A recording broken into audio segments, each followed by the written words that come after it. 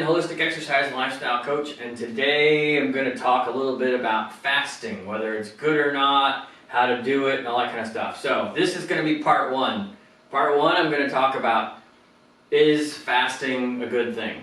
And then part two will be about how to actually implement a good, healthy fast. So first, in my book, fasting is where you actually only consume water and air for a given period of time. So in all reality, everybody should be, say, fasting while they're sleeping. So you should be sleeping and just consuming air, and then some people have a glass of water next to the bed and they wake up in the middle of the night and they take a couple sips of that. That's a fast. Short period fast, but that's a fast. And then intermittent fasting is where you actually make that a little longer. And this is something that I do tend to recommend to people, is the fact of trying not to eat for a good 4 hours or more before you go to bed. And then when you get up in the morning, going a good couple of hours and not having food then either, so that you increase that period of time from the time that you go from your last meal to the next first meal of the day. And that's very healthy for the body because it gives your digestive system a rest so that it's not always processing food. A lot of times, especially people that come to me that have big weight loss goals, oftentimes they are eating from the time they get up in the morning until right before they go to bed, and their digestive system just needs a break. Okay? So that is an intermittent fast. You'll hear people talking about a juice fast or this other kind of fast or what have you.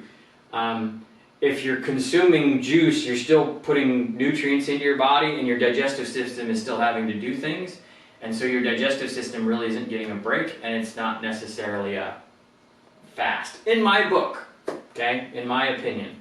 So I'm not saying that it's a bad thing to go that way. You know, I call that more of an elimination diet, which are something else that I recommend when I want people to eliminate particular things. So my number one rule when it comes to nutrition, and this is my number one rule when it comes to fasting, is the first thing you need to do is you need to have a fast away from processed food. All the stuff that I don't call food is garbage, okay? Because I don't really do fasts. Most of the fasts that I have actually done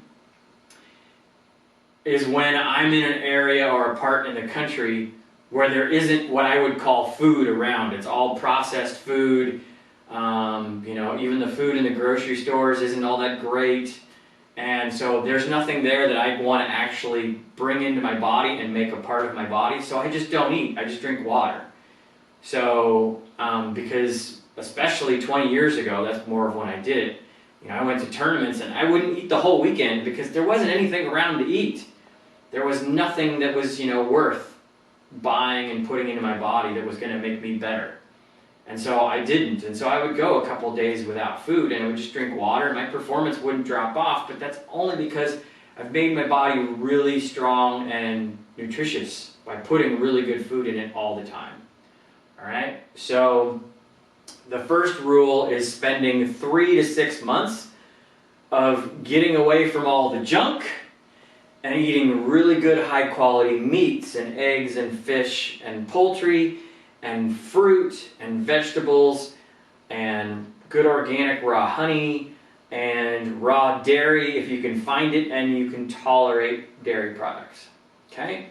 So eating really good high quality food, which is always my number one rule, should be done first and should be done for, like I said, a lengthy period of time, good 3 to 6 months. Okay, so doing that. Now, fasting is just like it's creating stress on the body so that the body adapts and makes a change. Okay, so if I go lift a whole bunch of weights or do push-ups or something like that, then I am stimulating my body to grow and to handle more. So if I do 20 push-ups like every day and that's the most I can do, after a couple of days, I'm going to be able to do 21. And then I'll keep doing 21 every day for a couple of days, and then after a few days I'll be able to do 22. That's my body developing the ability to change off of what I'm stimulating my body to do. So the same thing happens with when you go out in the sun. When you go out in the sun, you get a tan. And as you get more tan, you can handle the sun more and more and longer and longer and longer. So your body's changing and it's developing to handle more. So this is what the human body does, and you can train it to handle all of that. And so this is where fasting can be good, because fasting, eliminating the food, is going to make your body extract, and your digestive system extract the nutrients out of your food even better. So this can lower your grocery bill, because you will find that after fasting, you don't need to eat as much as you did before, because your body is better at pulling the nutrients out of your food. Now you also need to be careful, because one of the reasons why I don't fast now is because I don't have a lot of excess body tissue on me. And so when you do a fast, your body still needs protein and fat and water every day. So therefore, it's going to dig into your own tissue and take it from where it thinks it can take it from and use it in places that it needs it right then. So that's why I don't really do it now, except for maybe at the end of the winter, because in the winter time I put more muscle on and I'll put a little more body fat on. And so at the end of the winter, maybe I'll do a little bit more extreme, not necessarily extreme, but I'll be more intermittent fasting, where maybe only having one meal a day. And that way my body can dig into that tissue and use it that way. So, but it's just like, the same thing. If I do a sauna, I'm getting my body used to handling and tolerating heat.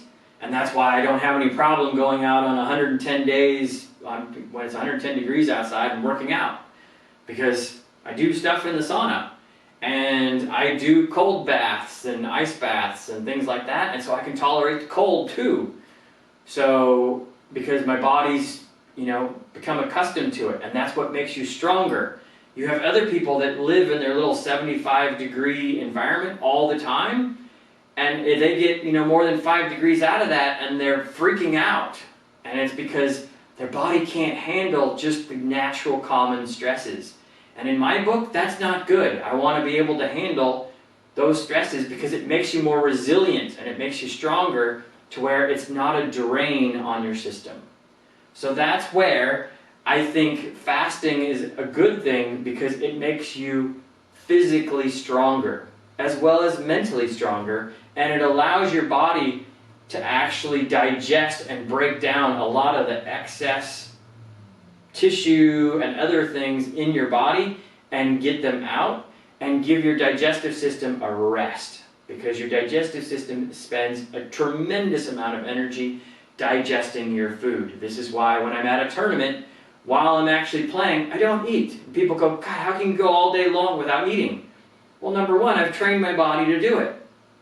Number two, my body's going to spend so much energy digesting the food I eat, I'm not going to have all the energy to compete. So people go, well, how do you have so much energy? Well, because I'm not digesting food, so I have lots of energy.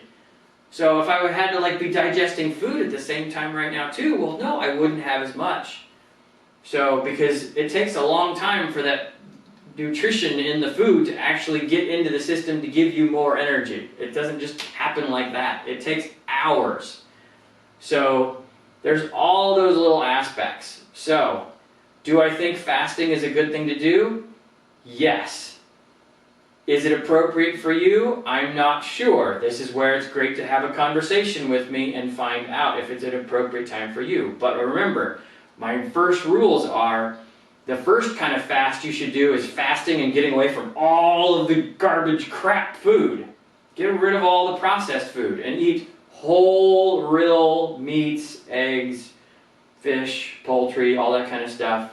Fruit, vegetables, honey, raw dairy, if you tolerate it.